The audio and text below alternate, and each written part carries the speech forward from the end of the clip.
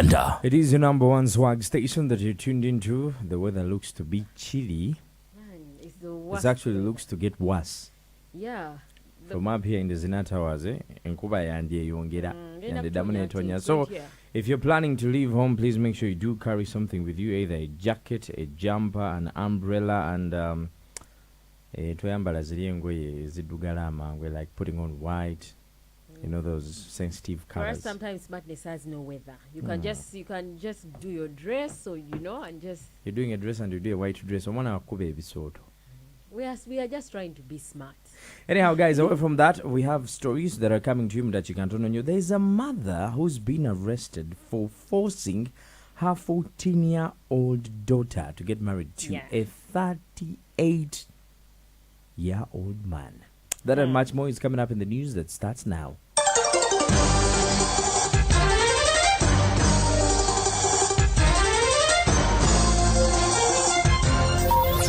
Coming to you live from Plot 249, Gaba Road. Hot on the heels. Fast, reliable, and informative. Agagwira wo, gasokira wano, gatabanagafuna. Agagwira wo, 100.2 Galaxy FM.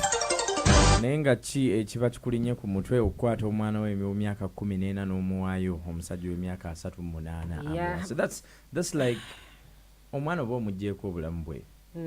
Rigging them of their future, of their desires, of their needs and whatnot. So where did this happen? It happened in Butaleja. She's a 14-year-old girl. The mother is called Nadera Mariati. Yeah. And the man she wanted to marry off her daughter to is called Ali Guloba.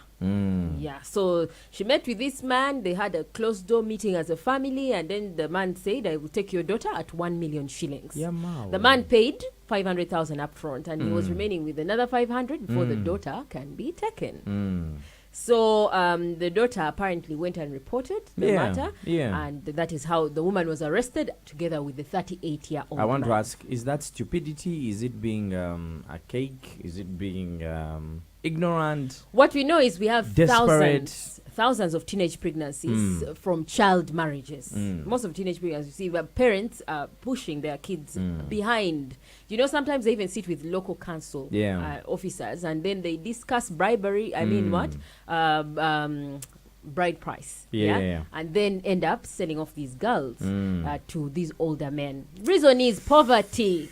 Yeah, parents are not in position to take care of their kids, so at the end of the day, they feel like if another man takes over the kids, but that's looking at your child as an object. It's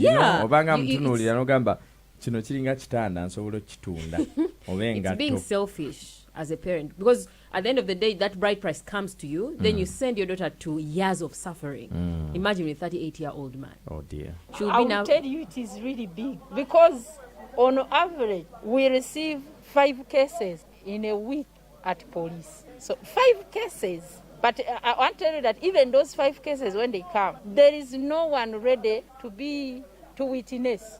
It turns back to me as a probation officer to follow up, to look for the parents, to do. So it is big because even the parents are not willing to help us. So that's why we are saying we want to cut it from where it is thriving. So that by the time we isolate someone, we have the necessary support to process this case through to court, and we have justice served to the victim. We receive 5 cases in a week. Yeah. No musajja naye agala wasa omwana w'emyaka 14 abaka ekizibu. Basajja nawo tebalooza. And you know the way girls grow. You look at a 14-year-old and you think you're looking at like an 18-year-old. These days, yes, girls grow faster, and if you have a big assets, large assets, then they start widening when you're still young. If you have what assets? Speak to me in a language that I understand. You want me to say booty, boobs? If that is the nature of your body. They are girls' assets. Why not? Yeah, they are your assets as a girl. They are what makes you attractive. That's why people are looking at them in monetary value. People look at they're attracted to that. Network deco. You guys, you can drop your comments on our YouTube Galaxy FM /TV Tway and Ozayo. Kunoti musambo. Emunoti biri. Anyway, away from that, also another story. Secondary schools science teachers threatened to strike. Yeah, secondary school science teachers under their umbrella bodies, the Uganda Professional Science Teachers Union. They are saying starting next term, they are not going to teach. Mbuchi. Bagara Sente. They want the government to fulfill its promise of increasing salaries. Now, what we know, the increment was what percentage? They are supposed to increase graduate teachers who are on graduated teachers, 4 million. And then grade V teachers, 3 million. In secondary schools? Yes, secondary schools. Yes, they're supposed to earn 4 million and 3 million particularly. And what happens to the English teachers? And SST. The president promised to increase salaries of scientists. Now, in that blanket, science teachers also apply.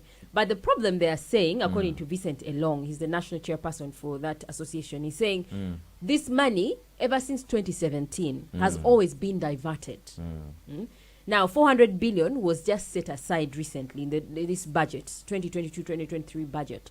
And 111 billion was supposed to go towards science teachers. But instead, the money is being diverted, focusing on medical doctors and forgetting the teachers themselves. So they are saying why the money has been released, but why are you diverting it? I only have one problem with this issue. Yeah. Immediately after they increase their salaries, and they actually get that money posted onto their accounts, the arts teachers will put their tools down because they equally matter as well. Yeah. They will, but these people have a basis to strike. Yes, they have a basis to strike because this is teachers. They have to be. It has to be. The difference doesn't have to be big. You know what I mean? They don't have to stratify them. They're all teachers and they equally do the same good job of teaching students. So over sciences, the other party doesn't have to be left behind. They don't have to feel like worthless. So a science teacher is earning 4 million and an arts teacher is earning 700,000. Where's the balance? That is not equivalent. That's what's going to happen. There should be some level ground. That's why you see teachers are distracted. They do 10 different things. They come and teach when they feel like. They're teaching in 5 schools. One teacher. Trying to put A and B together.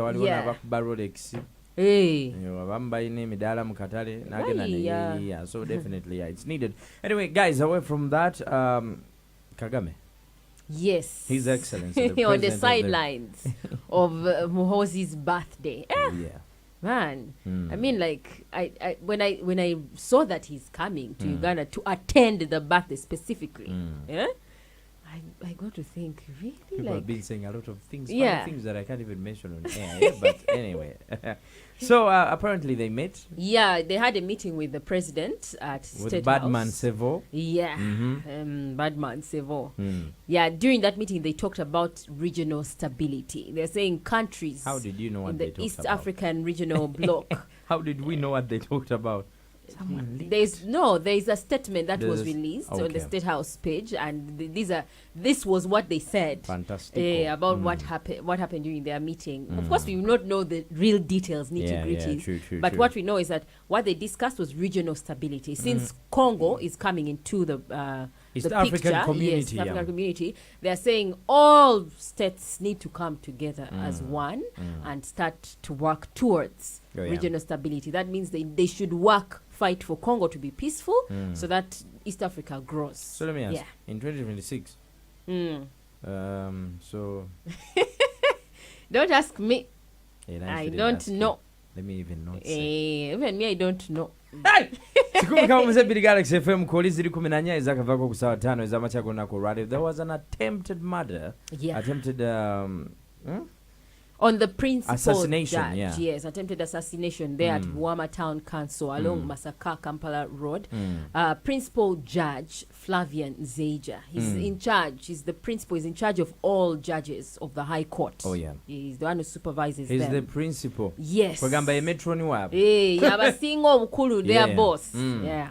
So he was moving with 8 guards, 8 escorts. 8? Yes, 8 according to the judiciary spokesperson James Karimani. He says that's when he was attacked. Gunshots shot at them. They tried to deflate the tires with guns, but when they failed, they randomly shot at. So investigations are currently ongoing.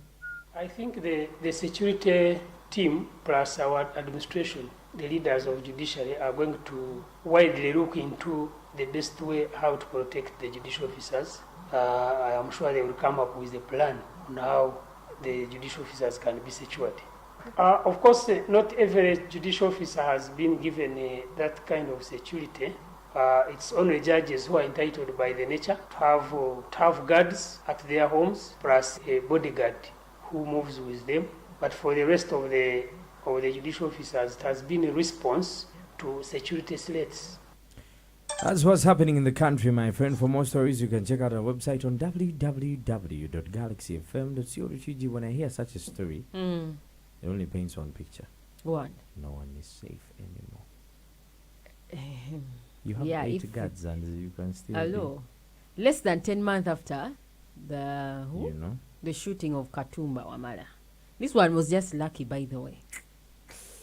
Mugwanga will also be joined by Flora later on to tell you what's happening in the world of entertainment. But for now, woba ina chikutte squeeze chali wange nyumba yayingiddemu amazzi oyina gwobanja tanakusasula baakukyaye olira oyina olusujjasujja obulamu tewetegeera oli mu depression, whatever it is that you're going through, you can let me know on 0707102102 because I'm just one phone call away. I'm only one